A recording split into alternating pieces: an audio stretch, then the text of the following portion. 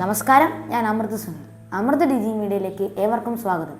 ജീവിത ലക്ഷ്യം തേടിയുള്ള 16ാമത്തെ ഭാഗത്തിലേക്കാണ് നാം ഇന്ന് കടക്കാൻ പോകുന്നത്. നിങ്ങളുടെ പ്രകാശം കൊണ്ട് ആളുകളുടെ കണ്ണുകൾ മങ്ങുന്നുണ്ടെങ്കിൽ നിങ്ങൾ മങ്ങരുത്. അവരോട് കണ്ണടയിടാൻ പറയുക. ലേഡി ഗാഗ പാട്ടുകാരി, ഗാനരചയിതാവ്, നടി. നല്ലൊരു പന്ത് കളിക്കാരനോ പാട്ടുകാരിയോ ലോകമറിയാതെ ഒറ്റയ്ക്കൊരു ഭൂമിയിൽ താമസിക്കുകയാണെന്ന് കരുതുക. അത് മോശമല്ലേ? ഇതുതന്നെയാണ് വരച്ച ചിത്രങ്ങൾ നിലവറയിൽ ഒളിപ്പിച്ചു വെക്കുന്ന ചിത്രകാരന്മാരും, നോവലുകൾ എഴുതി ആർക്കും വായിക്കാൻ കൊടുക്കാത്ത എഴുത്തുകാരും, ഫോട്ടോ എടുത്ത് അവയെ പ്രദർശിപ്പിക്കാത്ത ഫോട്ടോഗ്രാഫറും നമ്മുടെ ഇടയിലുണ്ട്. അവർ എന്തു പറയും എന്നത് മറന്നു കളയുക. പലരും മറ്റുള്ളവരുടെ അഭിപ്രായത്തെ ഭയന്ന് ഒന്നും ചെയ്യാറില്ല. ഞാൻ വിധിയായാലോ, എനിക്ക് വിചാരിക്കുന്ന കഴിവ് എനിക്കില്ലെങ്കിലോ, ഞാൻ നല്ലവനല്ലെന്ന് അവർ വിചാരിച്ചാലോ, ഇങ്ങനെയാണ് അവർ ചിന്തിക്കുന്നത്. ഉള്ളിൽ നിന്ന് വരുന്ന ഒരു ചെറിയ ശബ്ദമാണിത്. അത് ശ്രദ്ധിക്കരുത്. ശ്രദ്ധിച്ചിട്ട് ഒരു പ്രയോജനവുമില്ല. നിങ്ങളെ നിഷ്ക്രിയരാക്കുക മാത്രമാണ് അത് ചെയ്യുന്നത്. വീനസും സെറീനിയ വില്യംസും ആദ്യ കളിയിൽ ജയിച്ചവരല്ലല്ലോ. ചന്ദ്രനിൽ കാലുകുത്തുന്നതിന് മുമ്പ് എത്രയോ തവണ അത് പരിശീലിച്ച് പരാജയപ്പെട്ടിട്ടുണ്ടാവാം. ജീവിതത്തിൽ വിജയിച്ചവരെല്ലാവരും ആദ്യകാലത്ത് തങ്ങളുടെ കഴിവുകൾ പുറത്തു കാണിക്കാൻ ഭയപ്പെട്ടിരുന്നു. വിജയിച്ചവരെ കാണുമ്പോൾ നമ്മൾ അവരുടെ ആദ്യകാലത്തെക്കുറിച്ച് ചിന്തിക്കാറില്ല. അവർ വർഷങ്ങളോളം അധ്വാനിച്ചത് നമ്മൾ കാണാറില്ല. അർണോൾഡ് ഷ്വാസ്നഗർ ആദ്യമായി അദ്ദേഹത്തിന്റെ നാടായ ഓസ്ട്രേലിയയിൽ ഭാരോദ്വേഗം ചെയ്തത് എങ്ങനെയാണെന്ന് ഓർത്തു നോക്കൂ. അന്ന് ബലവാനായ അദ്ദേഹത്തിന് അതൊരു ബുദ്ധിമുട്ടായി തോന്നിയിട്ടുണ്ടാകും. ആ അർണോൾഡിനെ നമ്മൾ കണ്ടിട്ടില്ല. പിന്നെ അയാൾ അന്തർദേശീയ തലത്തിൽ ബോഡി ബിൽഡറായതും 20ാം വയസ്സിൽ മിസ്റ്റർ യൂണിവേഴ്സ് ആയതും നമ്മൾ അറിഞ്ഞു. അതിനുശേഷം കൊനാൻ ദ ബാർബോരിയൻ, ടെർമിനേറ്റർ എന്നീ സിനിമകളിലും തുടർന്ന് കാലിഫോർണിയയിലെ ഗവർണറായും അർണോൾഡിനെ കണ്ടു. സമൂഹ മാധ്യമങ്ങളിൽ വ്യക്തിയുടെ വിജയങ്ങൾ മാത്രം കാണുന്നത് പോലെ അർണോൾഡിന്റെ നേട്ടങ്ങൾ മാത്രമേ നമ്മൾ അറിയുന്നുള്ളൂ. അയാൾ പടിപ്പടിയായി അധ്വാനിച്ച് കയറി വന്ന ആ ഏണി നമ്മൾ കാണുന്നില്ല. അയാൾക്ക് പേരും പണവും നൽകിയ ആ ഏണി നമ്മൾ കാണുന്നില്ല. വളരെ ചെറുപ്പത്തിൽ തന്നെ മത്സരങ്ങളിൽ പങ്കെടുത്ത് പുറം ലോകത്തിന് തന്റെ കഴിവുകൾ കാണിച്ചു കൊടുക്കാൻ അർണോൾഡ് തയ്യാറായിരുന്നു. ഇതായിരുന്നു അദ്ദേഹത്തിന്റെ വിജയത്തിനുള്ള താക്കോൽ.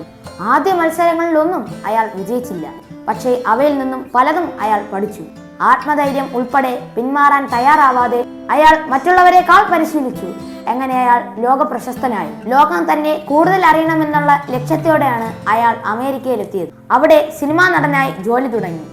ആദ്യമെല്ലാം അദ്ദേഹത്തിന്റെ അഭിനയമെല്ലാം മോശമായിരുന്നു എന്നാണ് ആൾക്കാർ പറഞ്ഞിരുന്നത്. പിന്നീട് അയാൾ സ്വന്തമായ അഭിനയ രീതി ഉണ്ടാക്കി ലോക പ്രശസ്തനായി. അർണോൾഡ് പറയുന്നു, മുന്നിൽ കാണുന്ന പ്രയാസങ്ങൾ മറികടക്കാൻ കഴിയില്ലെന്ന് നമുക്ക് തോന്നും. എന്നാൽ വിചാരിക്കുന്നതിലും ശക്തരാണ് നാം എന്ന് ഞാൻ പഠിച്ചു. മറ്റൊരു വിജയകഥയാണ് ജസ്റ്റിൻ ബീബറിൻ്റേത്. കുട്ടിക്കാലത്ത് പാടാൻ പോലും അദ്ദേഹത്തിന് അറിയില്ലായിരുന്നു. ശ്രുതി തെറ്റിപ്പാടി എല്ലാവരുടെയും മുൻപിൽ ലജ്ഞിച്ചിട്ടുണ്ട്. എന്നിട്ടും അയാൾ പിയാനോ, ഡ്രംസ്, ഗിറ്റാർ, ട്രംപറ്റ് എന്നീ ഉപകരണങ്ങൾ വായിക്കാൻ പഠിച്ചു. 12ാമത്തെ വയസ്സിൽ കാനഡയിലെ ഒരു പ്രോഗ്രാമിനെ പങ്കെടുത്ത് പൊതുജനത്തെ നേരിടാനുള്ള ശക്തി അദ്ദേഹം നേടി. ഒന്നാമനായില്ല, പക്ഷേ രണ്ടാമതായി. അന്ന് സംഭവിച്ച ഒരു പ്രധാനപ്പെട്ട സംഭവമായിരുന്നു, ജസ്റ്റിന്റെ അമ്മ അവൻ പാടുന്ന ഒരു വീഡിയോ എടുത്ത് യൂട്യൂബിലിട്ടു. ആ വീഡിയോ വൈറലായി. ലക്ഷങ്ങളാണ് അത് കണ്ടത്. ഒരു ദശാബ്ദത്തിന് ശേഷം ജസ്റ്റിൻ ലോകപ്രസിദ്ധനായ പോപ്പ് ആർട്ടിസ്റ്റായി.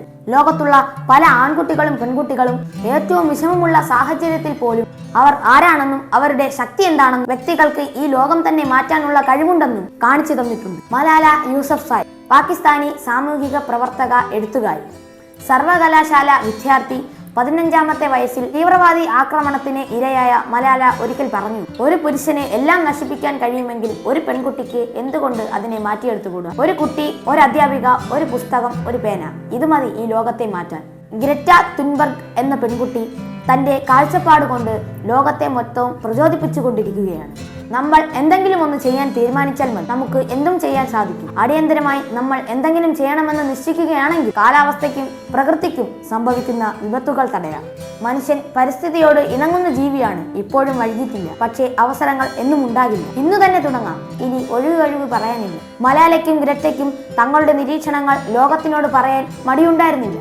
വളരെ വലിയ കാര്യങ്ങളാണ് അവർ ചെയ്യുന്നത്. അർണോൾഡ് ഓസ്ട്രേലിയയിൽ തന്നെ ജീവിച്ച് കൂട്ടുകാരോടൊപ്പം പരിശീലിച്ചുവെങ്കിൽ അയാളുടെ ഗ്രാമത്തിലെ മസിൽമാൻ എന്ന പദവിക്കപ്പുറം ഒന്നും ഉണ്ടാകില്ല. ജസ്റ്റിൻ ബീബർ വീട്ടിലിരുന്ന് പിയാനോ വായിക്കാതെ മത്സരത്തിന് പോവുകയും അതിന്റെ വീഡിയോ യൂട്യൂബിൽ കാണുകയും ചെയ്തതുകൊണ്ടാണ് അയാളുടെ കഴിവ് ലോകം കണ്ടത്. മലാലയും ഗ്രെറ്റയും അവരുടെ അഭിപ്രായങ്ങളുമായി ലോകത്തിന് മുമ്പിൽ വന്നില്ലായിരുന്നെങ്കിൽ ഇന്നത്തെ നമ്മളുടെ ലോകം അത്യന്തം നീചമായൊരു സ്ഥലമായി മാറുമായിരുന്നു. കൂട്ടുകാരെ, നിങ്ങളും നിങ്ങളുടെ ആഗ്രഹവും അഭിപ്രായവുമായി ശക്തമായി മുന്നോട്ട് വരണം. എങ്കിലേ നമുക്കും നമ്മളുടെ ജീവിത ലക്ഷ്യങ്ങൾ നേടിയെടുക്കാൻ കഴിയും. നമ്മൾ കേട്ട മഹാന്മാരുടെ ജീവിതവും പ്രവർത്തനങ്ങളും നമ്മുടെ ജീവിതത്തിന് പ്രയോജനപ്പെടട്ടെ എന്ന് പറഞ്ഞുകൊണ്ട് ഇന്നത്തെ എൻ്റെ വീഡിയോ അവസാനിപ്പിക്കുകയാണ്. അപ്പോൾ പുതിയൊരു വീഡിയോയുമായി ഞാൻ വീണ്ടും വരുന്നതായിരിക്കും. എൻ്റെ ചാനൽ ഇതുവരെ സബ്സ്ക്രൈബ് ചെയ്യാത്തവർ സബ്സ്ക്രൈബ് ചെയ്ത് ബെൽ ബട്ടണും കൂടെ അമർത്തണം. പിന്നെ എല്ലാവരും കമൻറ്റ് ചെയ്യണം, ഷെയർ ചെയ്യണം, പിന്നെ ലൈക്കും കൂടെ ചെയ്യണം. അപ്പോൾ ബൈ.